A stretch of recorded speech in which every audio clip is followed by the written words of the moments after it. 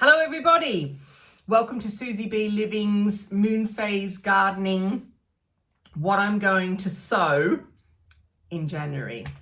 Okay, so I've got quite a list and I'm going to give you an idea of when the Moonphase days are coming up and what I'm going to sow in there. And then what I'll do is I still do the weekly update of what's coming up in the week. So January is quite busy for me for sowing. I mean, all year is busy for me for sowing, but I particularly like January because it's an exciting time. You know, it's the start of the year and we're all kind of wishing we were in the garden, but we can be sowing quite a lot. Okay, so I'm going to start. So the first thing that I'm going to sow I've got my notes down here, so that's why I keep looking. I'm going to sow 2 peas. I've already sowed an early variety pea called Meteor, and they are in modules and they're out in the greenhouse. And when the root system's really good, I am going to plant these peas in pots, and they're in the greenhouse. So they're my really, really super early batch of proper peas. Not very tasty peas, but proper peas. And so yeah, that's fine. So I now start sowing the peas that I really enjoy the most. And what I plan to do with these is, this is going to be an early crop that I'm going to start in modules, and then I'm going to transplant these out in my raised beds here at home, cover them with something to give them a little bit of cover, and then once they get to kind of the top of the cover, take that off, hopefully by in mid-April, I would think, and then use netting for them to go up. So I'll have just a tiny little structure underneath, and then when I take the cover off, I increase the netting. And the 2 varieties that I love are Oregon Sugar Pod. That's the first variety that I really, really love. And the reason why I love it is because it tastes fantastic. It's grown as a mange too as well, or a snow pea if you're in a different part of the world. But the beauty of this particular pea is that you can let it grow into an actual pea, and it doesn't go kind of stringy like a lot of peas do. I'm just going to put these in my bag here so I know what I'm doing. And yeah, so that's why I love it. The second one that I'm going to put in is a sugar snap pea, and this one is called Anne. I've used this before, and I do like it very, very much. I love sugar snaps. I never grow enough of them. But I do really, really love them. They're absolutely gorgeous. So they are going to be sown on the 1st and the 2nd of January. The 1st and the 2nd of January are fruits days. The 2nd of January, it's only in the morning that it's fruits days, because then we swap over to roots days. So I am going to get those in straight away. I'm not doing many. So I'm only going to do 6 cells of each, and I'm going to do 3 per cell. So I'm going to have 18 of each. That's more than enough peas. Okay, so then the afternoon of the 2nd, the 3rd, the 4th, and the 5th are all roots days, quite a lot of roots days. So I am going to start my beetroot. There's 2 varieties that I absolutely love that I grow absolutely every single year. And this is going to be my early batch of beetroot that hopefully, I'm hoping that they will be ready for mid to late May, and they will take over from my beetroot that I have in storage. That's my hope, as long as the weather's good. The first beetroot that I love, that I grow every single year, is a red one called Pablo. It's an F1. It is really reliable. It never goes woody at all. You get really decent sized roots. It is by far the best, in my opinion, of red beetroot. The second one is Burpees Golden. And Burpees Golden I grow every year. I love the taste of Burpees Golden. It's not too earthy. And again, so they will just sit in the ground and we'll use them as and when, and they can get bigger and bigger. And like I said, no, they're not going to get woody at all. So that's the 2 beetroots. The other root that I plan on sowing on those dates is my first lot of radish. I've got winter radish in the garden at the moment that's doing well, and it'll stay in the garden until it goes to seed, and we will just eat it, you know, as and when. And this radish here is my first lot of radish for the year, and it's Cherry Belle. I love Cherry Belle and I love Scarlet Globe. Cherry Belle for me is the best that grows at this time of year, you know, nice and cool. It loves the cool weather. You get really lovely little red spheres. Absolutely gorgeous. I'm going to do 20 of them. I'm going to do 3 seeds per cell. So I'm going to have about 60 Cherry Belles, which are delicious. Yummy, yummy. Okay, so then on the 8th and the 9th of January, we go to Leaves Day. And I've had to divide my leaves up into 2 sections. The first is I'm going to be doing my first batch, my early crop of celery. And this celery is going to take over from the celery that I'm overwintering in the greenhouse. I've also got a big patch of celery in the garden, which seems to be doing okay because we've had all this kind of mild weather.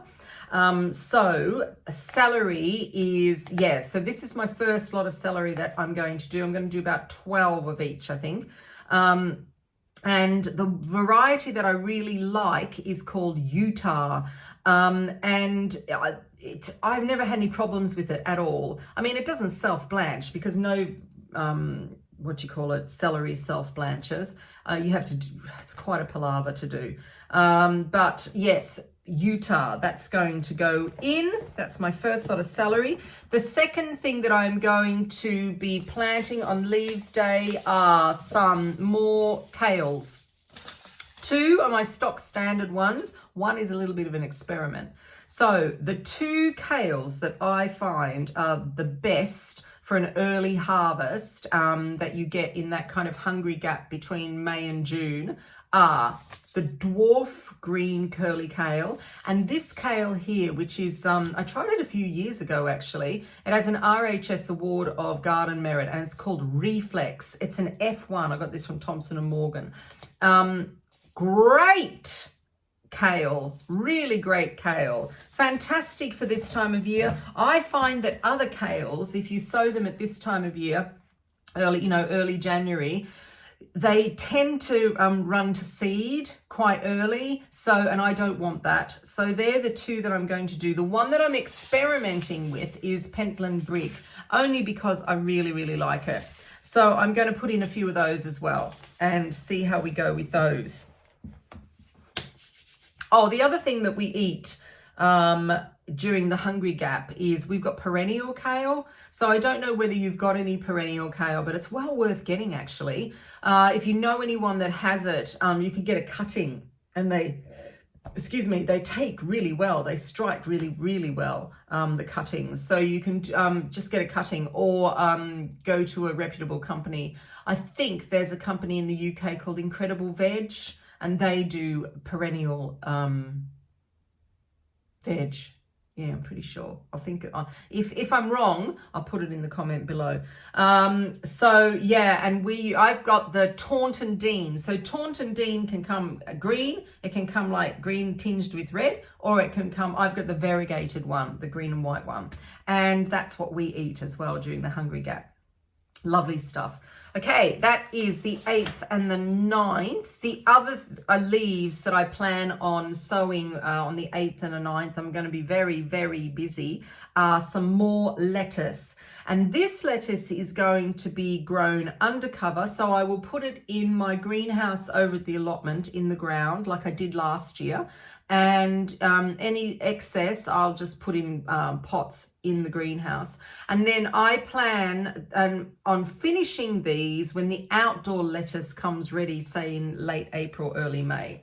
And the ones that I'm sowing this time of year are these two. So the Bionda and the Loloroso, they're fab.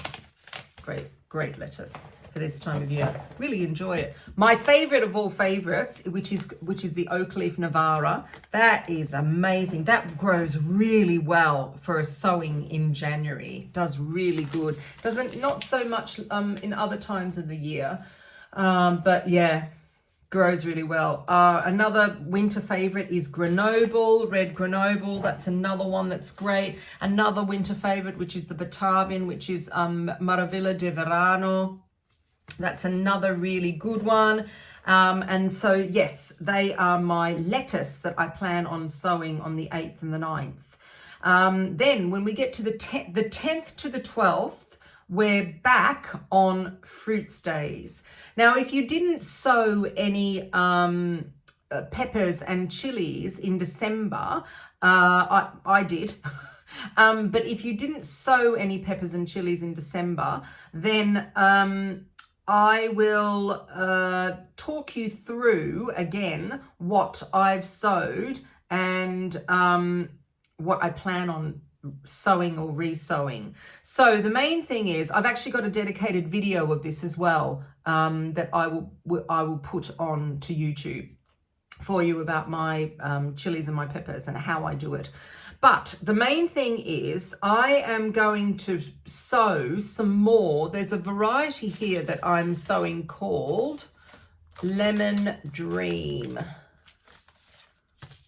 Yeah, Lemon Dream. I get my seeds from Mole Seeds.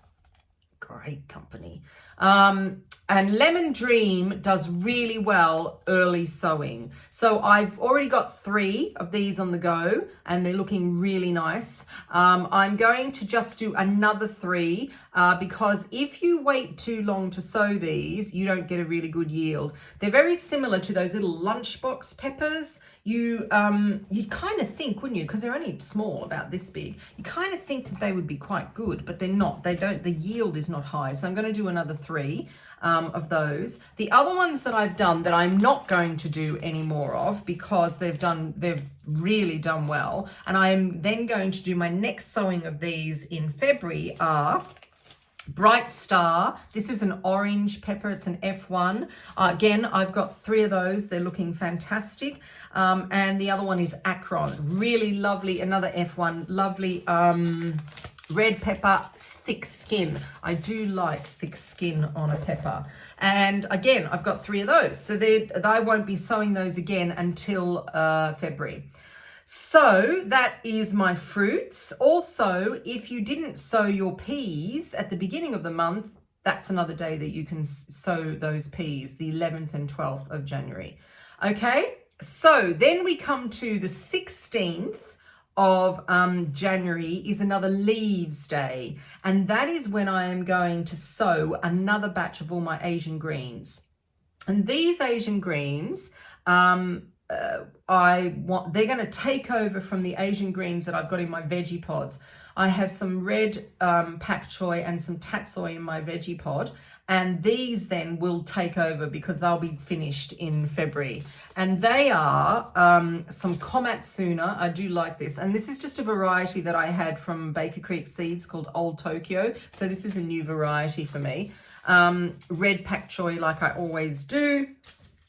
Some tatsoi, and a new one for me this year, I'm going to do some red tatsoi. I just got some seeds from Premier Seeds, and I'm going to try them because the color is fantastic. I mean, we do love tatsoi. So yeah, some red tatsoi, and I hope to have those all sown on the 16th of January. And then my last sowing day for January is going to be the 21st. I think it's a Sunday. And then I'm hoping to have finished all my sowing for January and get it out of the way, because the earlier the better with all these varieties. And we're back to Roots Day on the 21st of January. So I'm going to do another batch of North Holland Blood Red and another batch of Lillia. We will eat them as spring onions, and then anything that we don't eat, you just leave in the ground, because these are bulbing onions. And bulbing onions are onions that you can eat as spring onions when they're young, or you wait and they bulb up. I got some beautiful Lillia last year onions. So I'm going to do those 2 batches. And then the last thing, which I'm waiting for my seeds, it hasn't arrived yet, is I'm going to do a leek for summer. I do like leeks for summer. They're nice when they're kind of small. I do my main kind of sowing of winter leeks in March, April time, but I'm going to do these for summer. And they're a variety called Hilari, Hilari. And yeah, I'm going to be sowing those. So that is all of my varieties and all of my seeds for sowing in January. I hope that has helped you. And if you're going to be doing the Moonphase gardening with me, I will, like I said, I will always give you that Sunday night, what's coming up in the week and what I will be doing in the week. And but this is just if you wanted to get the seeds, then you will, I'll list them all below.